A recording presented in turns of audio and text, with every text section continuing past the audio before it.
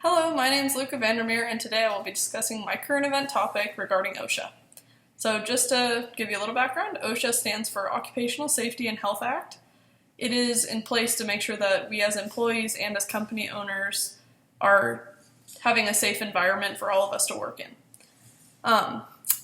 If you don't abide by OSHA's regulations, then you can be fined for the infractions and they expect you to fix it. So that way nobody gets hurt on your property, whether that be an employee or a guest.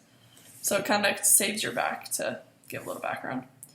So my article that I'm going to be talking about today occurred on June 4th in 2018.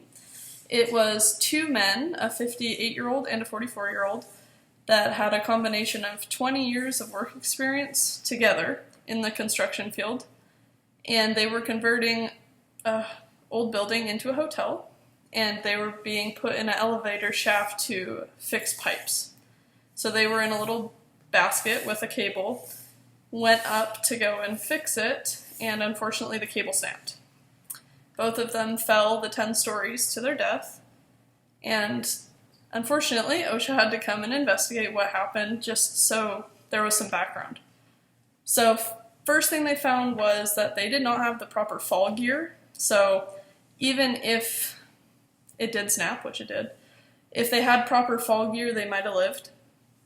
2, they failed to inspect the equipment that they had just put in because it was a new piece of equipment. They didn't check it. That's 2. 3, they hadn't trained these employees specifically on the equipment. So there was no way of them knowing if something was going to go wrong because they didn't know how to use it properly.